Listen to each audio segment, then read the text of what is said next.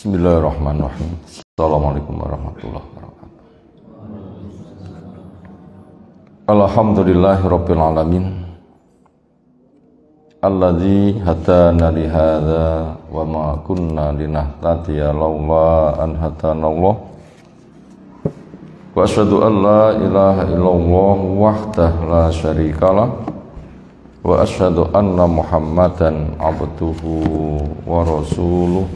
Allahumma shalli ala Muhammad wa ala alihi wa ashabihi wa man tabi'ahum bi ihsanin ila yaumiddin.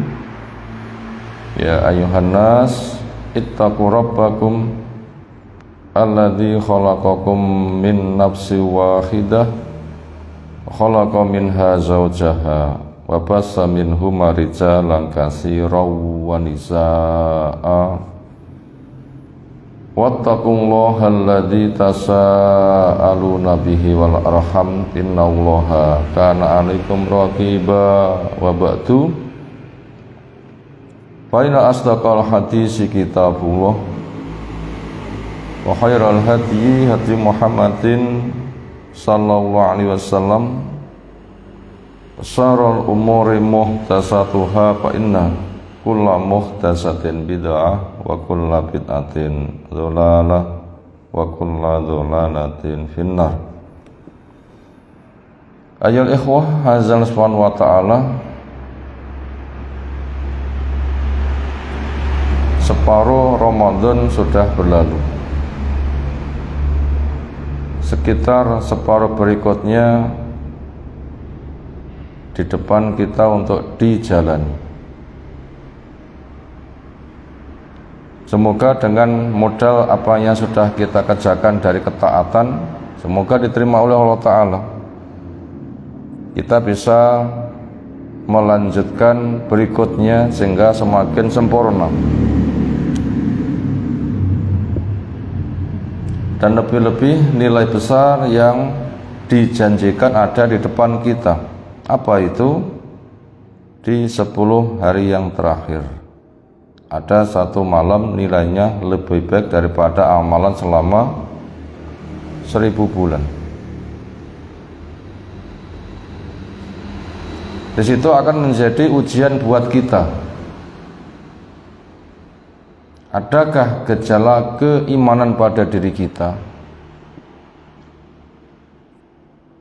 Apa tanda iman itu? Diberitahu fadilah, ada rasa tertarik.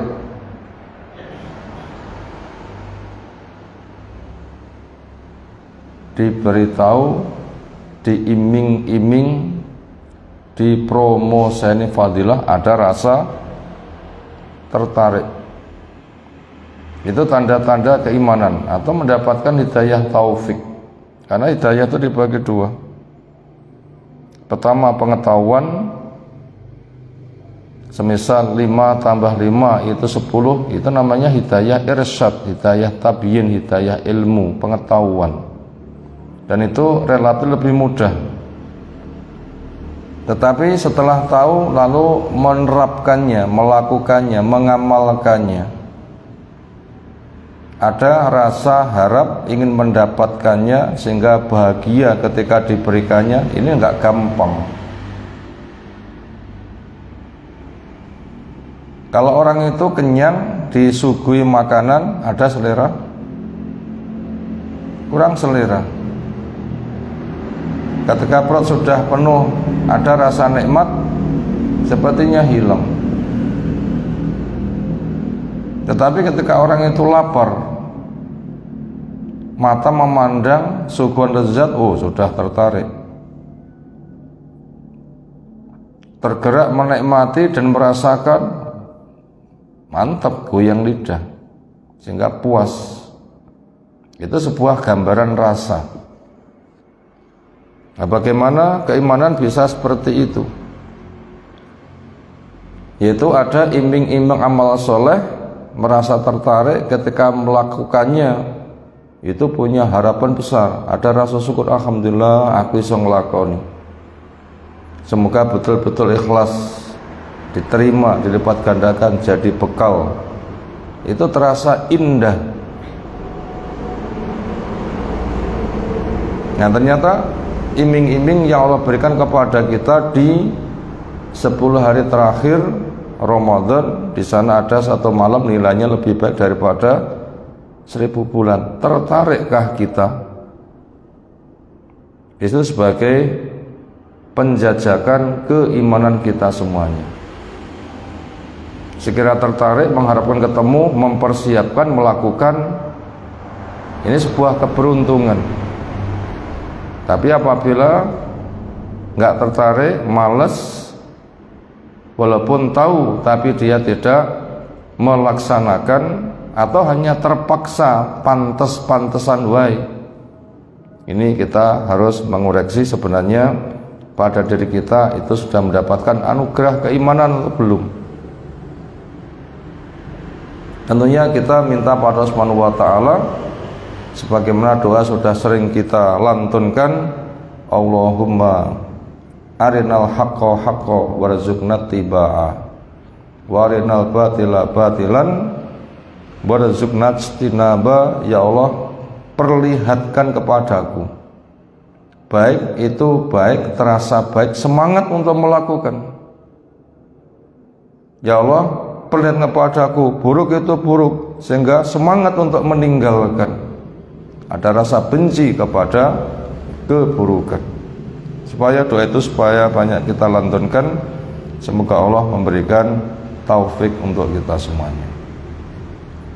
Ayolah ikhwah azan subhanahu wa ta'ala, tema akidah yang kita kaji kesempatan pagi hari ini sebagai bagian pertama, kita akan mengenal tentang jenis kedua dari dua macam perbuatan kufur. Ada kafir besar, ada kafir kecil. Yang dimaksud kafir besar, perbuatan kafir menyebabkan keluar dari Islam. Adapun yang dimaksud dengan kafir kecil adalah perbuatan kufur, perbuatan dosa, tetapi tidak menyebabkan keluar, walaupun mendapatkan ancaman dan nanti akan disiksa, tapi nggak menyebabkan ancaman dia kekal di neraka.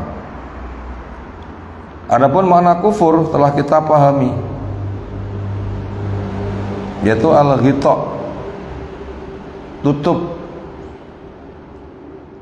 cover, bungkus, sampul.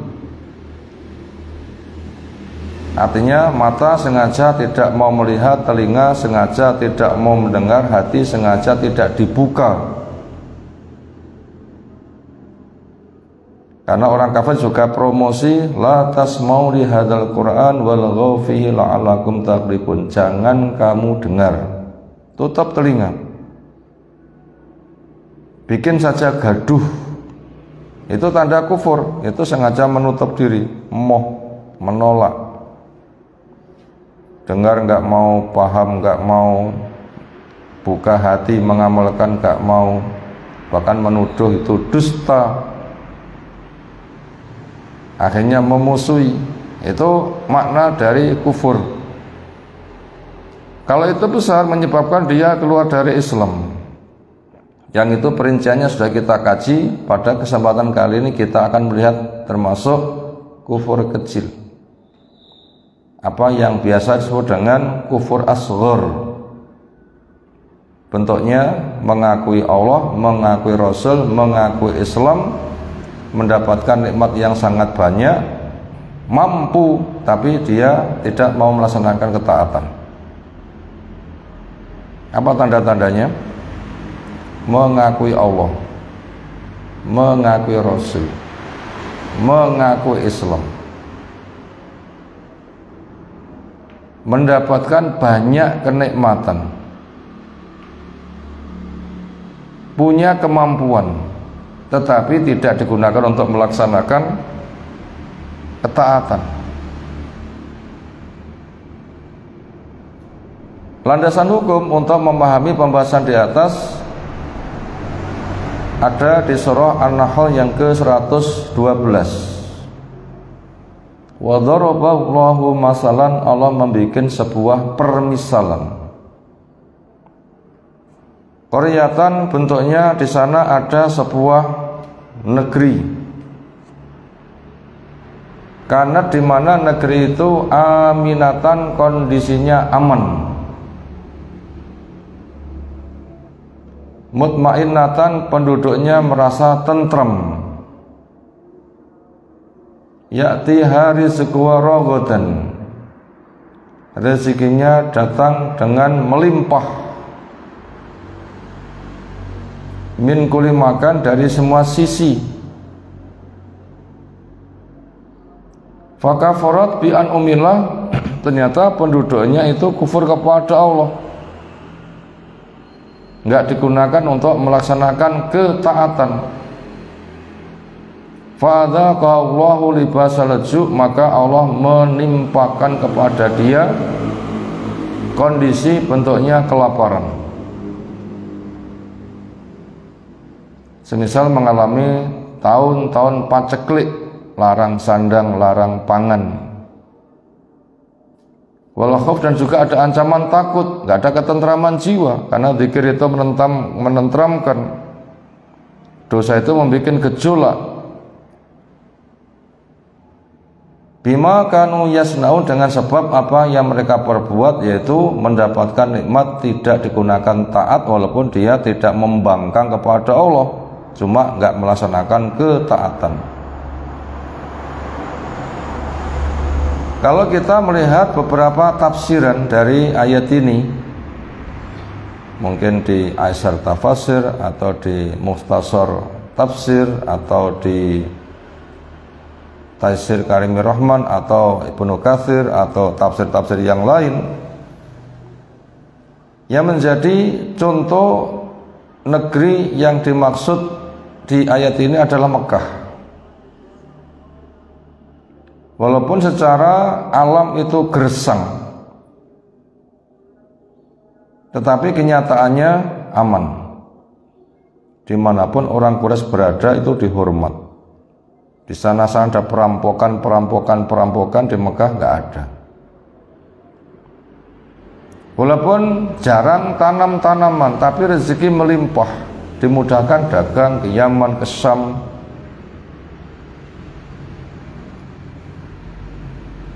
Sehingga penduduknya merasakan tentram. Pada kondisi kayak begitu, Allah membimbing kepada mereka dengan diutusnya Nabi kita SAW, ternyata tidak diterima.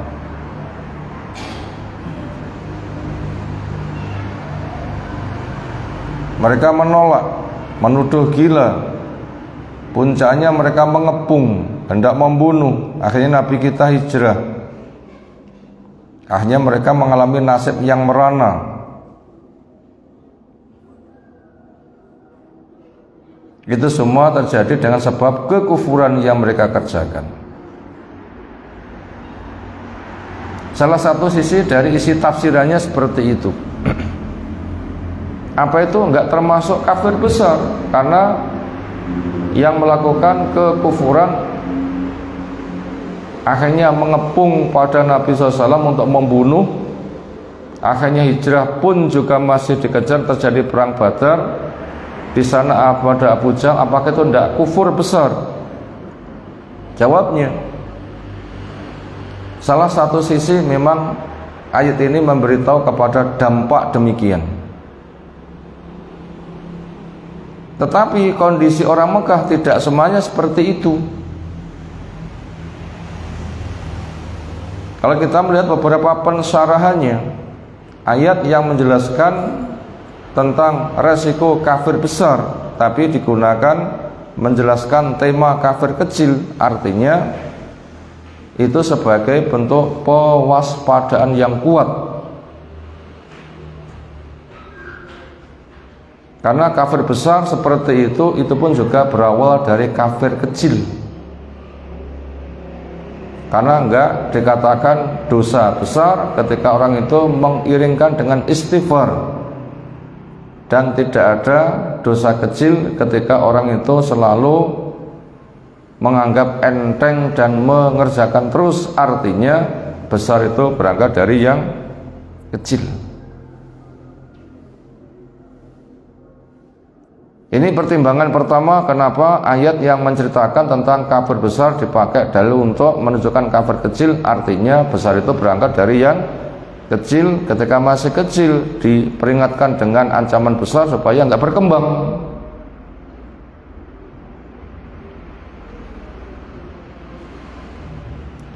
Yang kedua, ketika makna ayat bersifat umum, sebab bersifat khusus, maka pemberlakuan makna adalah umum. Sebab bersifat khusus itu untuk memudahkan pemahaman. Ini termasuk sebuah kaidah yang supaya kita memahami. Kita ulang, sebuah ayat secara sebab itu kondisinya khusus, tetapi lafaz dari ayat itu menunjukkan umum. Maka sebab khusus itu fungsinya untuk memudahkan pemahaman, bukan pembatasan fungsi makna ayat. Adapun pemberlakuannya umum, apapun yang terkena kriteria itu maka akan mendapatkan pemberlakuan ayat.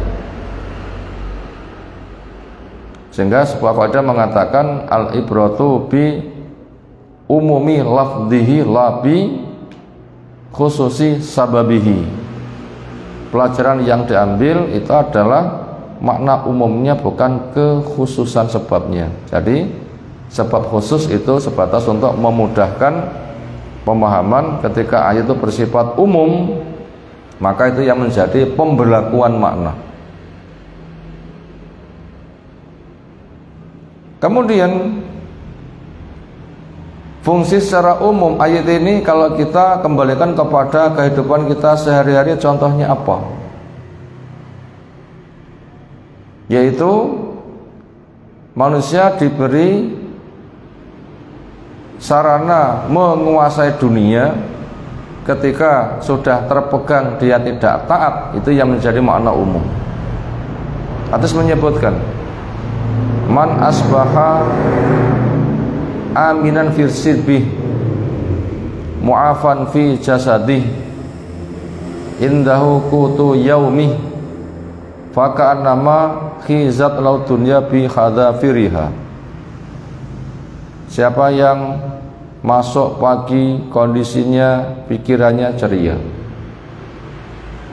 badannya sehat, punya jatah makan sehari, maka dunia seolah berada pada genggamannya.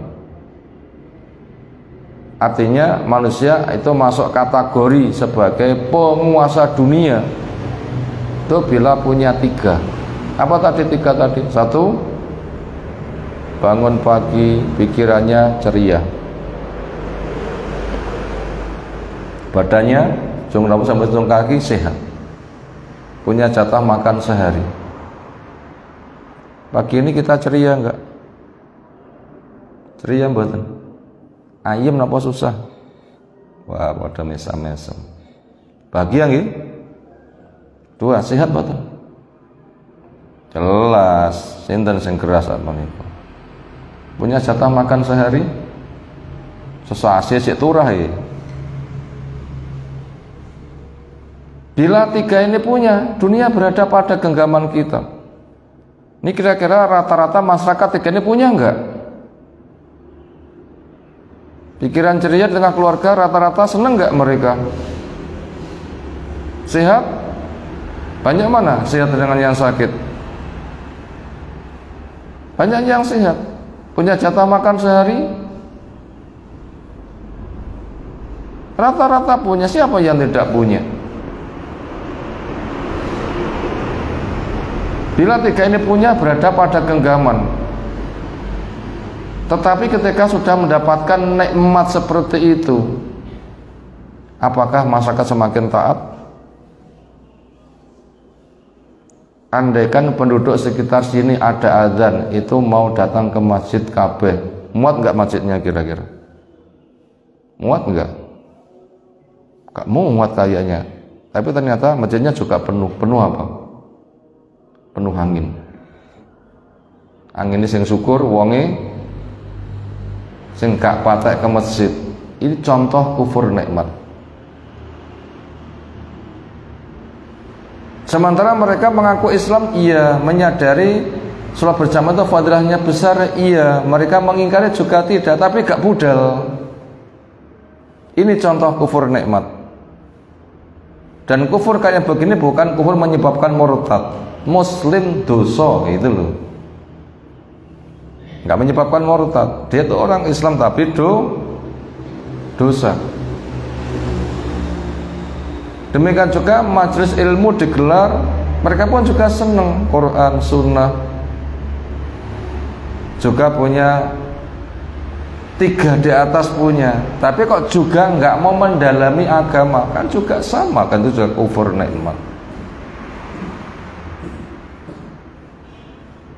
Ngaku Islam, suka dan bahagia, mestinya memperbanyak zikir dan doa, tetapi digunakan ngomong yang nggak ada gunanya, kadang malah bohong.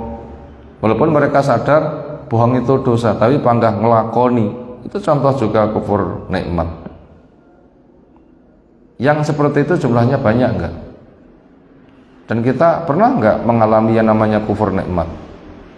Terlalu sering. Berapa dosa-dosa yang kita perbuat? Akhirnya kita sadar, ya Allah, kuwi dosane. Sampai sudah menikah, itu tidak mencukupkan memandang suaminya yang ganteng, nggak mencukupkan memandang istrinya yang cantik. Si anak wong liya liwat, ya Allah, kok yang ganteng juga, kok ya ayu juga. Jadi ya sadar ngono gitu, tapi ya kadang nggak kuat menahan pemandangan. Kadang juga melihat gambar-gambar, lebih asik delok gambar daripada memandang suami atau istrinya. Kalau bojone rapatek mesem, delok gambar malah mesem. Kepada kebaikan kurang taat, kepada kejelekan kurang menghindar. Ya banyaklah dosa manusia sehari-hari itu, banyak dosa mata, dosa telinga. Yang dikatakan kullu bani Adam khata', semua anak Adam itu bisa dosa. Nah, dosa-dosa yang kayak begitu itu semuanya masuk pada wilayah kufur nikmat, dan itu termasuk kufur kecil, perbuatan kafir tapi nggak menyebabkan murtad, yang harapannya nanti amal soleh harian akan menjadi penghapus dosa. Semoga wudhu menghapuskan dosa, sholat menghapuskan dosa, baca Quran menghapuskan dosa, zikirnya menghapuskan dosa, majelis taklimnya juga menghapuskan dosa. Makanya bila kita sadar dosa, segera iringkan dengan kebaikan. Wa atbi as-sayyi'ah al-hasanah tamhuha. Iringkan ketika kamu melakukan salah dengan kebaikan. Ya Allah, itu dosa, astagfirullah, sekarang beramal soleh. Wudhu, sholat, dosa lagi, wudhu, sholat, ya Allah ampuni saya. Insya Allah yang kayak begitu nanti akan menjadi pengampunan. Dan kayak begitu itu akan selalu sering pada diri kita, terlalu sering. Apalagi kita hidup keluar dari rumah, memandang di luar macam-macam, ke pasar, apalagi bubaran perusahaan yang pegawainya perempuan KB, sedang berpapasan. Berapa kali dosa mata kira-kira? Banyak kan? Sampai orang itu membuka handphone ingin mencari kitab, juga isinya kan macam-macam. Berapa banyak halaman demi halaman yang itu memancing mata, akhirnya juga sempat terlihat. Kenapa? Pemandangan yang tidak etis kok juga terpandang, kan juga termasuk memancing dosa mata. Itu termasuk perbuatan kufur, yaitu kufur kecil. Mananya seperti itu. Kemudian banyak sekali yang kayak begitu. Makanya kita diperintahkan untuk banyak mencari penghapus-penghapusnya. Apa penghapus-penghapusnya? 1. Sholat otomatis lengkap dengan wudhu sampai berulang-ulang, sehari semalam wudhu sholat. Berapa kali? 5. Ini penghapusan berjenjang. Yang kedua, supaya memperbanyak zikir. fadkurullaha dzikran katsira qiyaman wa qu'udan wa ala junubikum, perbanyak zikir entah berdirimu, dudukmu, berbaringmu, karena dosa itu selalu menyelimuti, maka zikirnya pun juga selalu ditegakkan. Yang ketiga, memperbanyak sedekah, karena setiap ruas-ruas tubuh kita itu wajib disedekahi. Kenapa? Dosa-dosa itu menggerogoti. Makanya tasbih, tahmid, takbir itu penghapus dosa. Ketika orang itu belum sempat dan sibuk, supaya dia itu sholat 2 rakaat di waktu duha. Dan masih banyak sekali yang lain.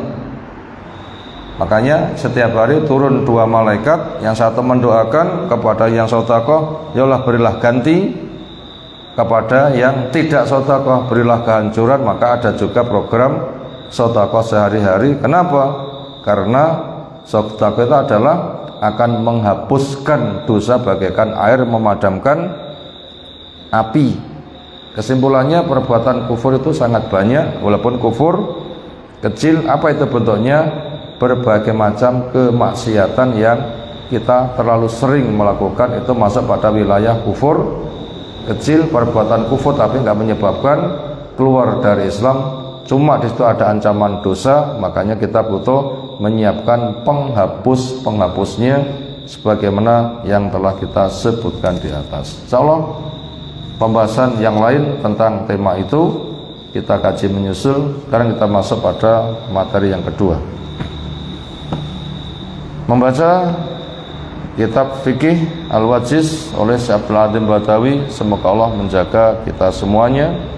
Sekarang kita masuk di halaman 146, ada baris yang ketiga dari kelanjutan tentang sholat gerhana. Kemarin sudah kita baca dalil bagaimana cara sholat gerhana. Yang kedua, masuk pada pembahasan selepas sholat di sana disampaikan khutbah. Di antara isi khutbahnya, setelah mukadimah disampaikan, keterangan yang ada adalah bahwa matahari bulan tidak gerhana gara-gara matinya seseorang atau karena kelahiran kehidupan seseorang, tetapi ayat-ayat yang Allah tunjukkan kepada kita bila kamu melihatnya supaya bergegas untuk mengadakan sholat.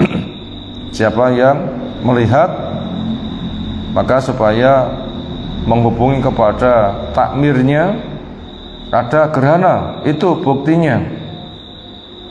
Ketika dicek betul, maka nanti dipanggil dengan as-sholatu jami'ah. Boleh diulang secukupnya. Ketika orang sudah berkumpul, ditata shaf, kemudian diajak sholat, selesai disampaikan khutbah. Sekarang kita melihat perincian berikutnya.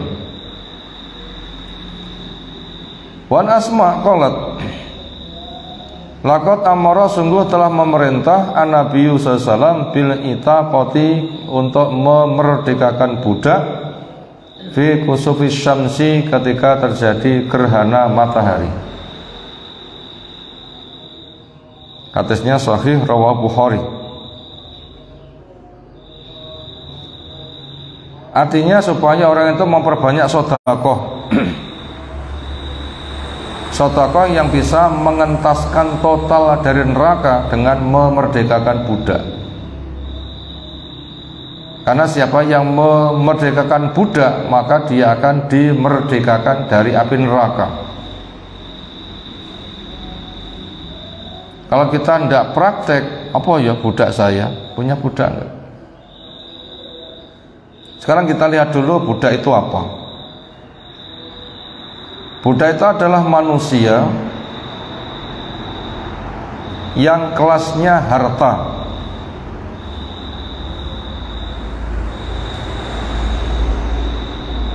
Semisal sapi bisa dijual belikan,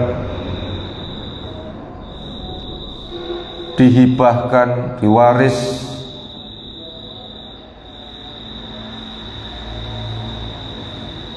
Kemudian apa sebab terjadi perbudakan? Dibagi dua, ada sebab jahili, ada sebab syar'i. Perbudakan sebab jahiliyah karena berlakunya hukum rimba, yang kuat menguasai yang lemah. Seperti kasus Zaid bin Harisah bersama keluarganya, aslinya orang merdeka, ketika kunjung kepada kerabatnya, ternyata kampung sebelah yang kuat itu menyerbu. Laki-laki yang membahayakan bunuh, sisanya dijadikan budak, jual ke pasar. Di kala itu ada pasar budak, bakulan menuso. Ini sebab jahiliyah. Umat Islam tidak boleh menempuh sebab itu, karena kezaliman besar. Kalau sebab syar'i adalah memang di masyarakat ada budak, orang itu diberi hadiah. Contohnya Nabi SAW mendapatkan hadiah bentuknya budak, akhirnya jadi ibu buat anaknya bernama Ibrahim bin Rasul Sallallahu Alaihi Wasallam. Siapa ibu itu namanya? Maria Al-Qibtiyah. Terus sampai Nabi SAW meninggal, dia masih dijadikan budak, atau akhirnya dimerdekakan, walau a'lam. Itu termasuk hadiah. Atau di pasar ada orang itu beli, ini juga sebab syar'i. Kalau ada loh ya, kalau ada kita diberikan hadiah boleh. Kalau ada kita beli, kayak beli pitik nang pasar boleh, dengan harta kita. Kalau ada, tapi kayaknya sekarang nggak ada. Pasar sapi ada, pasar pitik ada, pasar peracangan ada, pasar budak kayaknya nggak ada. Ya kita nggak bisa beli dan itu nggak dapat hadiah. Sebab yang lain itu adalah karena manusia itu bawaannya tauhid, lahir fitrah. Kemudian dikuasai setan jauh dari agama, lalu dibimbing kembali kepada Islam, sambil diberitahu, kamu dulu ketika disulbi orang tuamu itu mengakui tauhid rububiyah. Karena Allah menanya, alastu birabbikum, bukankah aku Rabbmu yang mencipta kamu, mengurus, mengatur, memiliki, menguasai kamu, mencipta langit dan bumi termasuk kamu. Kita sudah mengatakan apa? Qalu bala syahidna. Nggih, kita lahir juga fitrah, belum balik kok mati surga. Ketika kena dampak pengaruh sana sini, maka berubah, adanya agamanya A, agamanya B, agamanya C, dan macam-macam. Sekarang diajak kembali kepada Islam, agama fitrah. Allah saja yang diibadahi. Cara beribadah Allah sudah ngutus Rasul, diturunkan ayat, dibacakan, ayo kita terima. Ada mukjizat yang dibawa Nabi. Itu apabila mau, maka dia bebas dari perbudakan. Karena nggak diperbudak setan, nggak diperbudak hawa nafsu. Tapi apabila tidak mau, suruh masuk Islam tidak mau, umat Islam sudah mampu berperang, semisal perang Badar, perang Uhud, dan macam-macam, perang Bani Quraidah, perang Khaybar, penaklukan kota Mekah, mampu perang seperti itu. Makanya kepada mereka yang tidak memilih Islam, suruh memilih tunduk, bayar jizyah, pajak, nanti akan diurus. Apabila nggak mau juga, mereka memilih perang, akhirnya ketika perang mereka kalah. Semisal Bani Quraidah berkhianat, akhirnya bisa dikuasai, maka laki-lakinya dibunuh, perempuan anak-anak dijual ke pasar budak, negaranya dirampas. Siapa yang tidak mau menghamba kepada Allah, maka dia menjadi budaknya kaum muslimin. Itu sebab adanya perbudakan secara syar'i. Tapi kayaknya yang seperti ini kita belum mendapatkannya. Yang seperti itu untuk kondisi sekarang itu masih dalam bentuk pengetahuan, karena kita belum bisa mendapatkan kondisi itu. Maka nasihat Nabi Shallallahu Alaihi Wasallam ketika gerhana supaya memperbanyak sedekah, diantaranya memerdekakan budak. Ini kita belum mampu untuk melaksanakan, tetapi itu salah satu peluang. Apa yang diperbuat ketika ada gerhana selain sholat, maka supaya memperbanyak sedekah. Berapa? Sesuai dengan kemampuannya. Terus kata berikutnya, wa Nabi Musa radhiyallahu anhu khasafatis syamsu, terjadi gerhana matahari. Faqama, maka berdiri Nabi SAW fazian dengan terkejut, ngecek ke atas gerhana, kaget. Makanya bila kita mendapatkan perkiraan akan terjadi gerhana beberapa waktu ke depan, kita tidak usah ceritakan. Beberapa waktu ke depan, kira-kira hari jam sekian terjadi gerhana.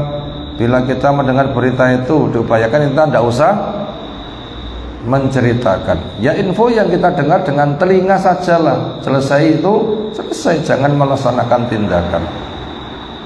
Kalau pada sesuatu yang diperkirakan telah tiba, cek saja dengan mendongak ke atas, apa ada gerhana. Bila ada, ya silahkan ia tindak lanjuti dengan sunnahnya. Bila dicek nggak ada, ya tidak usah. Kenapa? Nggak ada bukti. Karena berita itu mungkin benar, mungkin tidak.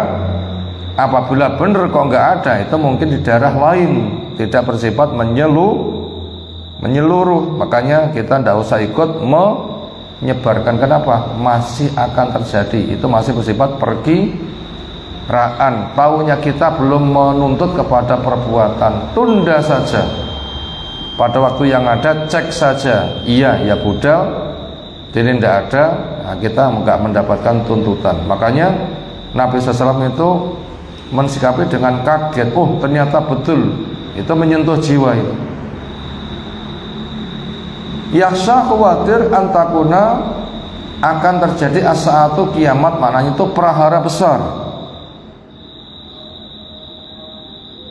Karena resiko yang terdeteksi dampak dari gerhana, mungkin cahaya itu bisa menjadi penyebab mata rusak. Atau ada yang lebih dahsyat daripada itu semuanya. Fata, maka akhirnya beliau datang al-masjida, ke masjid. Tentunya manusia diberitahu dengan as-sholatu jami'ah. Ketika mereka sudah berkumpul, fasolah, beliau sholat ngimami mereka biat wali kiamin, dengan berdiri yang lama, warukuin wasujudin, demikian juga rukuknya lama, sujudnya lama. Roh itu dimana kulihat kotu yafaluhu, sesuatu yang saya kerjakan. Artinya betul-betul membuktikan lama itu sholatnya. Diperkirakan selama gerhana terjadi. Bila kita mampu, itu yang diperbuat. Bila nggak mampu, semampunya. Ketika telah selesai sholat, kemudian khutbah disampaikan, hadhil ayatu, ini merupakan ayat-ayat tanda bukti kekuasaan Allah. Yursilullahu, Allah mengirimnya. La takunu li matihatin, tidak terjadi karena matinya seseorang, wala li hayati, tidak juga karena kehidupan seseorang. Gara-gara tokoh besar mati, gerhana. Gara-gara calon tokoh besar lahir, gerhana. Gak bener itu. Atau matahari ini bulannya dipangan buto, luweh nemen, khurafati. Bukan karena itu, tetapi semata Allah menunjukkan maha kuasanya. Walakin yukhawifullah, akan tapi Allah menimbulkan rasa takut biha, dengan Allah adakan gerhana ibadah kepada hambanya, agar mereka tergiring ingat kepada Allah dan cari bekal. Dan memang kamu akan mengalami kiamat. Sekarang dielik nih, itu maknanya. Ada kiamat ayat, ada kiamat kecil, ada kiamat besar. Apa kiamat ayat? Ya peringatan Allah, kamu akan mati dieling, itu namanya kiamat ayat. Makanya sebelum terjadi cari bekal. Kiamat kecil, kematian. Kiamat besar, gantinya dunia dengan akhirat. Fa idza ra'aitum syai'an min dzalika, bila kamu melihat itu, fafza'u, maka bergegaslah seperti orang yang takut untuk ila dzikri, memperbanyak zikir, wa doa dan berdoa, wastighfar dan mohon ampun. Makanya perbuatan yang segera bisa diperbuat ketika ada gerhana, banyak doa, zikir, istighfar, sambil menyiapkan, memberitahu kepada manusia untuk sholat. Lalu sholat dikerjakan, khutbah disampaikan, memperbanyak sedekah. Nah begitu. Dhahiru qalihi, apa yang nampak dari sabda Nabi fafza'u ila akhiriha al-wujubu, hukumnya wajib. Ini ada yang menyimpulkan hukumnya wajib, ada yang menyimpulkan fatakun salatul kusuf fardhu kifayatin, ada yang menyimpulkan bahwa salat gerhana itu fardunya fardhu kifayah, sebagian mengerjakan, yang lain belum, itu gugur, kama qala Abu Awanah dalam pada kitab sahihnya. Temanya bayanu wujubi sholatil khusuf, wajibnya sholat gerhana. Sumasako ba'dhu ahadits, kemudian dia sampaikan banyak hadis yang sahihah fil amri biha, perintah tentang sholat gerhana. Wa wa dhahiru sani'i Ibnu Huzaimah, itu apa yang nampak dari kesimpulan Ibnu Huzaimah juga menyimpulkan katanya wajib, yaitu babul amri bi sholati inda kusubi syamsi wal qamar, bab tentang wajibnya sholat gerhana matahari maupun bulan. Tokoh di atas menyimpulkan wajib. Wa zakara kaidan ba'da hadis bil awamir biha, dan menyebutkan beberapa hadis perintah tentang itu.